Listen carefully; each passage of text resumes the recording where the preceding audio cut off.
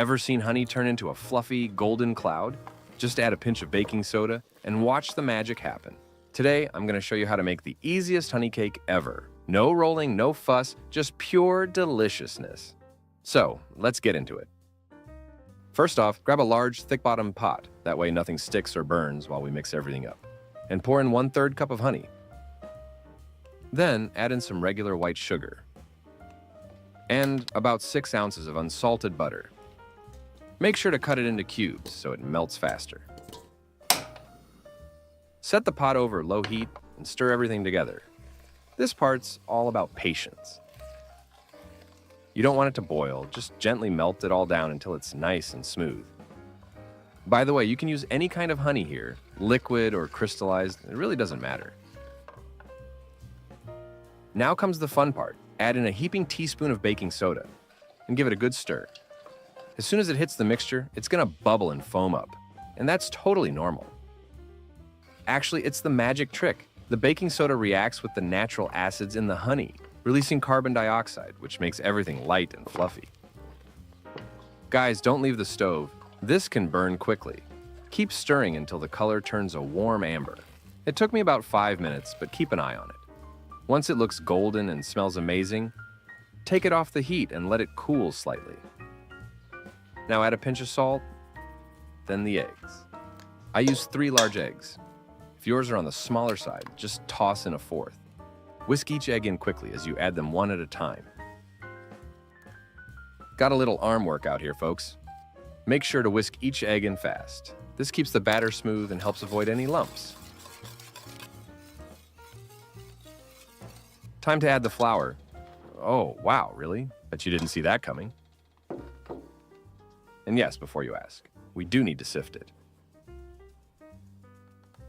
I'm adding it in batches, whisking as I go. Trust me, don't dump it all in at once. Things can get messy faster than a bad breakup.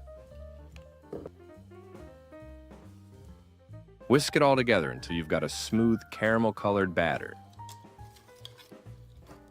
You're aiming for a thick, smooth batter, just like this.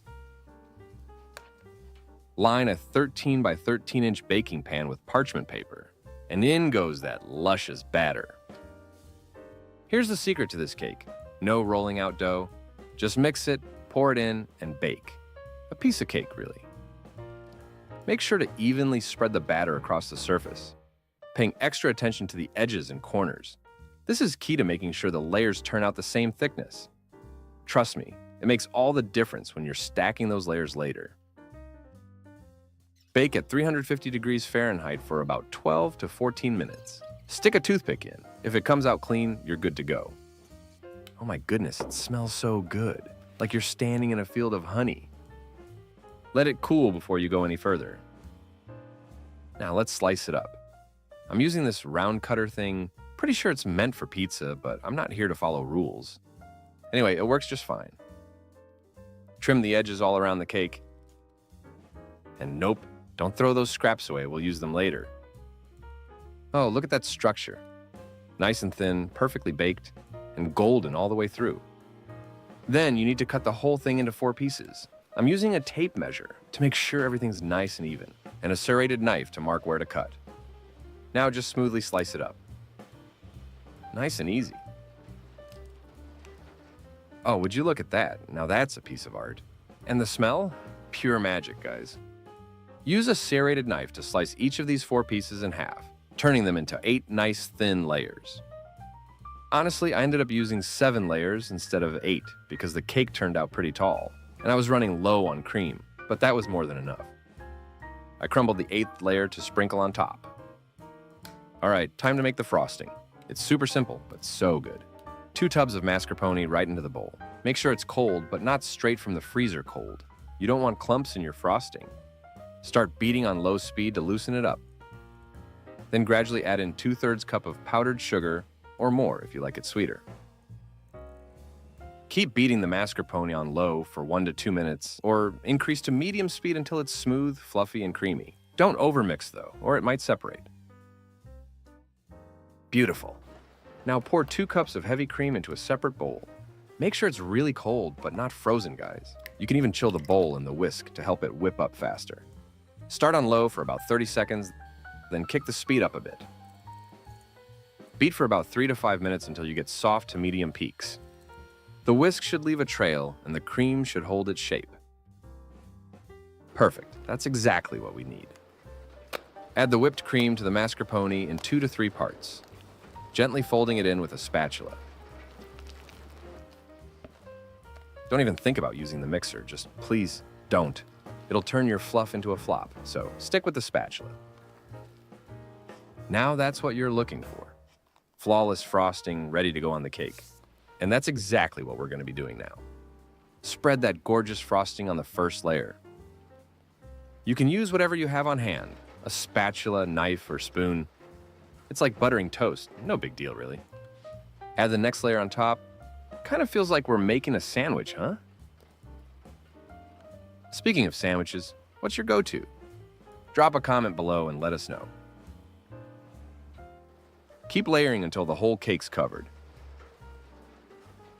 If you're feeling adventurous, add finely chopped prunes to the cream. Totally optional, but definitely delicious. Once the layers are stacked, cover the top and sides with the remaining cream. Feels like I'm plastering a wall at this point. Not gonna lie, it's kind of satisfying. Oh, and make sure your plate or tray actually fits in the fridge. Mine almost didn't. Had to take out a shelf just to make it work. All right, grab those cake pieces we saved earlier and toss them in the blender. Don't overload it or your blender might freak out. Or go old school and do it by hand.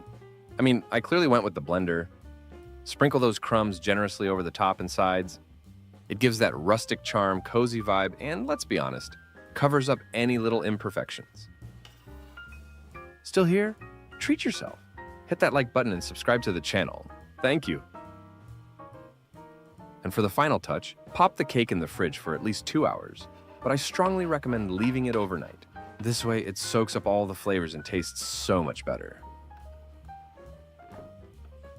All right, folks, grab a knife with a nice wide blade and slice it up.